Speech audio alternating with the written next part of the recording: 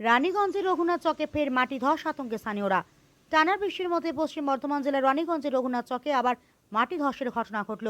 বুধবার দুপুরে বল্লভপুর গ্রাম পঞ্চায়েতের রঘুনাথ চক দুসাদপাড়া এলাকায় প্রায় 100 বর্গফুট জায়গা প্রায় 20 ফুট গভীর পর্যন্ত বসে যায়। ঘটনার পর এলাকায় ব্যাপক আতঙ্ক ছড়িয়েছে, কারণ ধস হওয়ার জায়গায় খুব কাছেই ঘনবসতি, একটি আইসিডিএস কেন্দ্র এবং স্কুল রয়েছে, তাই বড় দুর্ঘটনার আশঙ্কা করছেন স্থানীয়রা। স্থানীয়দের অভিযোগের পেছনে রয়েছে এলাকার পুরনো ভূগর্ভস্থ কয়লা খনি। ব্রিটিশ আমলে বেঙ্গল কোল কোম্পানির খনিগুলোতে কয়লা তোলার পর অনেক জায়গায় ঠিকমতো বালি ভরাট করা হয়নি, তার ফলে মাটির নিচে ফাঁপা জায়গা তৈরি হয়েছে। বৃষ্টির জল পড়ে সেই অংশের মাটি নরম হয়ে যাওয়ার বারবার ধস নামছে। এর আগেও 2023 সালের আগস্টে বৃষ্টির সময় রঘুনাথ চকে ষষ্ঠীতলা এলাকায় একই রকম ধস হয়েছিল। এতবার ধস হওয়ার পর কেন ধসপ্রবণ এলাকাগুলি চিহ্নিত করে স্থায়ী ব্যবস্থা নেওয়া হলো না, তা নিয়ে ক্ষোভ প্রকাশ করেছেন বাসিন্দারা। খবর পেয়ে সিটু নেতা হেমন্ত প্রভাকর পুলিশ এবং রানীগঞ্জের বিডিওকে লিখিতভাবে জানিয়েছেন। তিনি দাবি করেছেন, দ্রুত ধসপ্রবণ এলাকা চিহ্নিত করে বিপজ্জনক জায়গাগুলিতে বালি ভরাটের ব্যবস্থা করতে হবে। আপাতত পুলিশ ধস হওয়া জায়গা ঘিরে ব্যারিকেড দিয়েছে, কিন্তু স্থানীয়দের প্রশ্ন, আর কতবার মাটি ধসলে প্রশাসন নড়েচড়ে বসবে? সময় মতো ব্যবস্থা না নিলে একদিন বসতি এলাকায় বড় বিপদ হতে পারে। তাই অবিলম্বে ভূগর্ভস্থ ফাঁপা অংশ চিহ্নিত করে বালি ভরাট এবং ধস এলাকা ঘিরে নিরাপত্তার দাবি উঠেছে। আমাদের এই খাদা নেড়ে মানে এই যে চানকটার আস্তে আস্তে ধসে গেল, ধসে গিয়ে আমাদের মানে গেটের সামনে আজ সকালে ঘটনাটা হয়েছে। হ্যাঁ,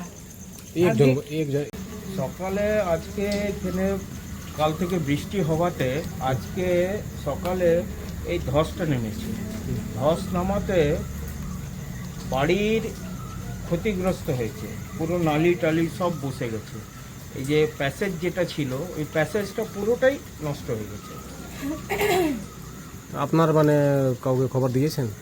হ্যাঁ, কর্পোরেশনে দেওয়া হয়েছে, বাকি ইসিএলকেও চিঠি দেওয়া হয়েছে।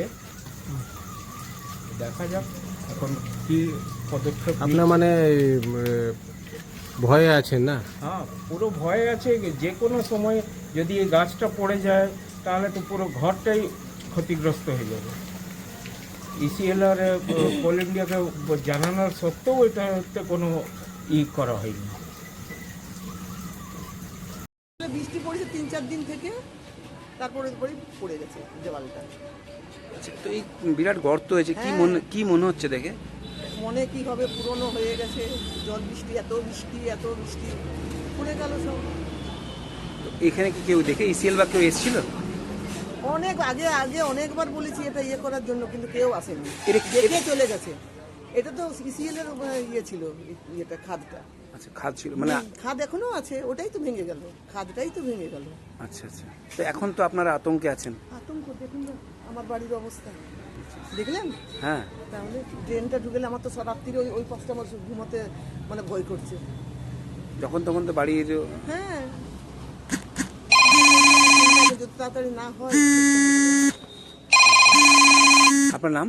মিনতি কর্মকার।